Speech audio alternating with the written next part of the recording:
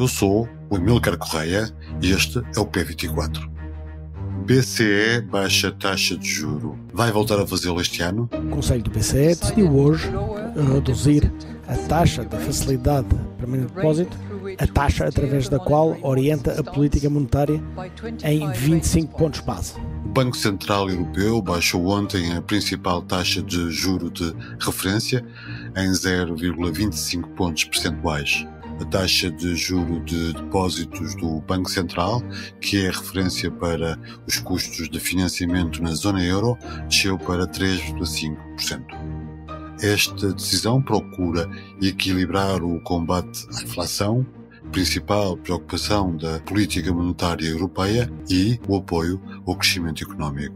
Ela não é alheia à queda da produção industrial na Alemanha e em Itália, que indica que a economia da zona euro está a abrandar após um breve período de crescimento no início deste ano. Mas, num contexto económico tão volátil, é previsível que o BCE volte a descer a taxa de juros já em dezembro ou no início do próximo ano? Neste episódio, Pedro Ferreira Esteves, editor de Economia do Público, diz-nos que as empresas estão a absorver os custos laborais e que é muito provável, dependendo do ritmo da inflação, que o Banco Central Europeu volte a reduzir a taxa de juros até ao final do ano. Bem-vindos ao P24, o seu dia começa aqui.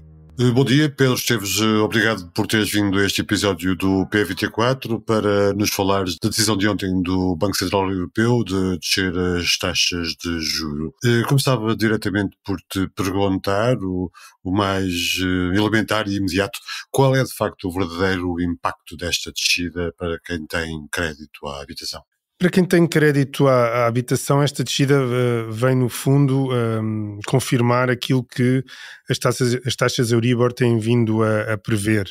As taxas Euribor têm vindo a descer paulatinamente praticamente todas as sessões, ao seu ritmo, nos 3 prazos. O prazo de 12 meses, por exemplo, está a descer mais rápido, já passou para baixo dos 3%, por exemplo.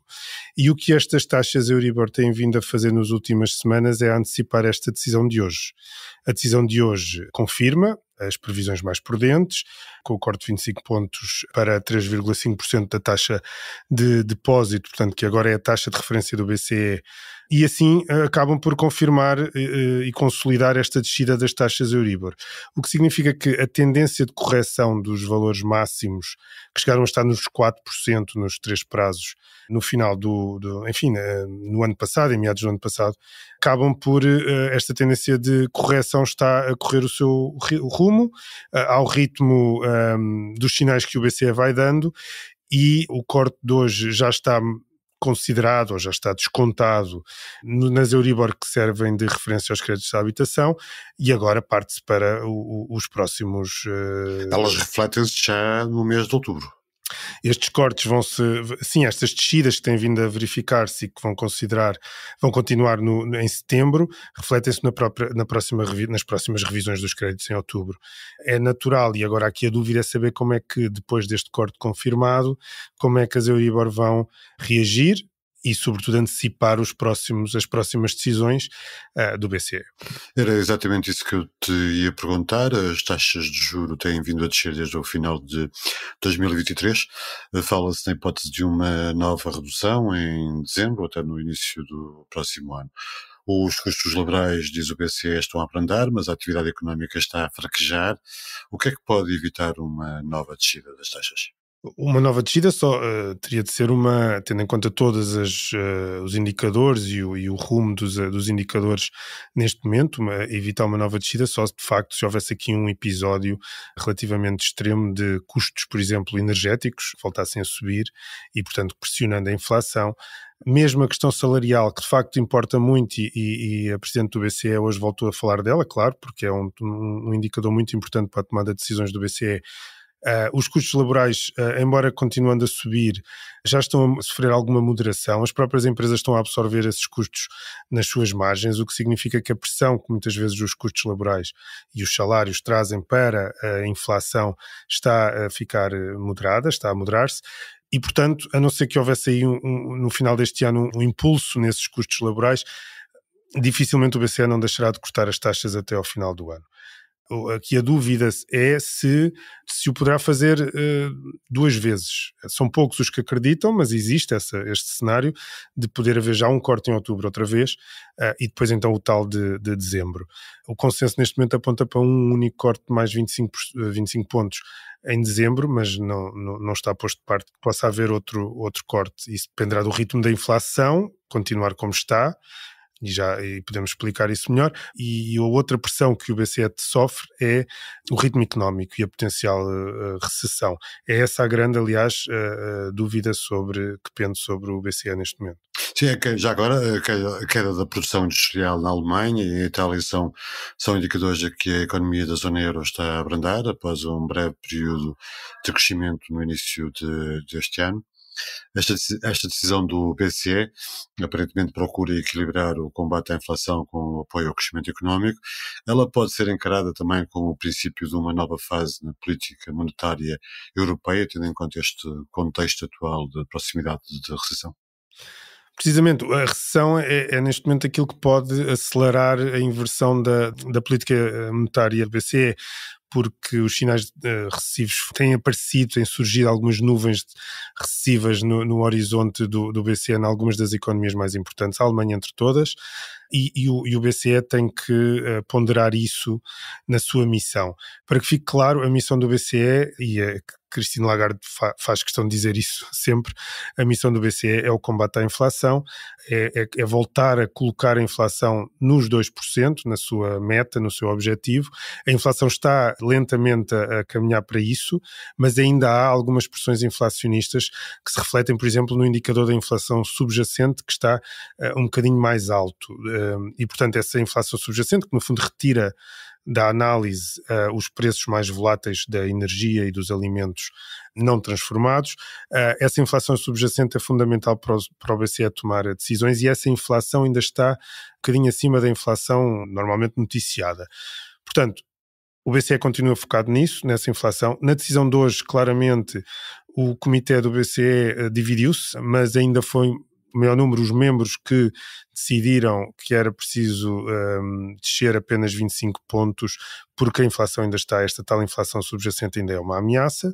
Mas do outro lado estão aqueles que estão mais preocupados com o ritmo económico e com os sinais de recessão, porque as taxas de juros altas como estão, obviamente são indutoras de abrandamento económico. É por isso que elas existem, para arrefecer a economia, para que a inflação também arrefeça, mas, e aqui é onde está a chave da política económica, é arrefecê-la até ao ponto em que não passa a ser ela, a economia, o problema.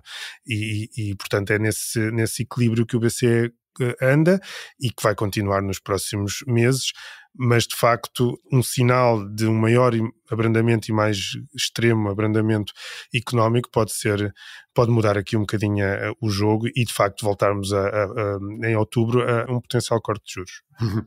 Pedro Esteves, ajuda-nos a tentar perceber outra das decisões de hoje do BCE. O Banco Central decidiu reduzir de 0,5 pontos percentuais para 0,15 a diferença entre o montante que cobra pela concessão de empréstimos aos bancos e o montante que lhes paga pela manutenção de fundos junto do BCE. Isto denota preocupação com a liquidez dos bancos? Já é prenúncio de um receio de que possa acontecer algo à banca, ou é uma mera prudência? Isto é essencialmente um ajuste técnico. Isto porque durante algum tempo a taxa de referência do BCE, que era usada e que era coberta até jornalisticamente e que era usada por todos os bancos e por todo o sistema financeiro e económico europeu, era a taxa que o BCE definia e fixava para os empréstimos que os bancos fazem entre si. O que mudou a determinada altura, há alguns anos, foi que o BCE passou a usar a taxa de depósito, portanto a taxa que paga aos depósitos que os bancos colocam junto de si, do próprio BCE. E portanto isto passou a ser a taxa de referência. Isto são as formas que o BCE tem de intervir nos fluxos financeiros, nos fluxos económicos. Como os bancos depositaram muito dinheiro ao longo da última crise junto do BCE, o BCE é por definir o preço a que esse dinheiro está colocado nos seus cofres, digamos assim, que estimula de alguma maneira os bancos a atuar. E, portanto, a partir daí, e estamos a falar praticamente de 3 bilhões de euros de liquidez em excesso que os bancos têm no BCE, o BCE define essa taxa para estimular os bancos a tirarem de lá o dinheiro quando desce ou a deixarem lá o dinheiro quando sobe. Portanto, o que é natural agora, e por isso é que é importante, o corte que descreveste, é sobretudo simbólico. Significa, no fundo, que o BCE está a procurar voltar à normalidade, e a normalidade é que os bancos voltem a emprestar dinheiro entre si em vez de usarem os depósitos para fazerem os seus financiamentos e a sua atividade. E, portanto, o que está aqui a dizer é só sinalizar, porque isto não vai mudar nada ainda, mas o que está a dizer é lentamente vamos lá chegar. Nós vamos voltar a usar a taxa de referência, como taxa de referência, a taxa que cobramos aos empréstimos que vocês fazem entre si. O que significa que nós queremos é que os bancos voltem a emprestar entre si e tirem estes depósitos, no fundo, algo que já tem vindo a procurar também estimular, que os bancos retirem os depósitos, porque aos bancos convém ter ali, porque a taxa é bastante atrativa, que os bancos tirem de lá o dinheiro. E, portanto, isto é só um sinal para daqui a uns tempos, ainda vai demorar, a taxa de referência para toda a gente que usa a Euribor, as Euribors, por exemplo, volta a ser a taxa de empréstimos entre os bancos. Pedro, para terminar, as taxas de juros do BCE são mais baixas que as taxas praticadas pela Reserva Federal dos Estados Unidos, que deve proceder a um corte pela primeira vez em mais de 4 anos na próxima semana. Christine Lagarde tem afirmado frequentemente que o Banco Central Europeu segue o seu próprio caminho, porque as duas economias são diferentes. Quais são as vantagens e desvantagens de políticas monetárias aparentemente distintas?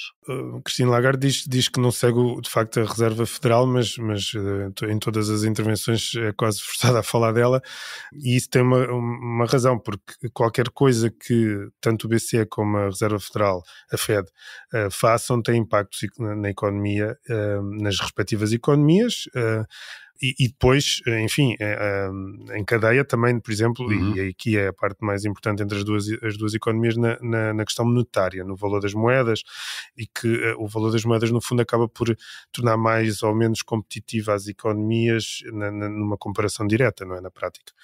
A questão aqui também é que o BCE, no início desta crise inflacionista, foi acusada, ou neste caso concreto Christine Lagarde, foi acusada de reagir muito de forma lenta a uma crise inflacionista que estava galopante na altura, e demorou a agir e demorou a subir taxas. A Reserva Federal foi muito mais ágil nessa altura e, portanto, acabou por o BCE ser alvo de algumas críticas pela sua lentidão.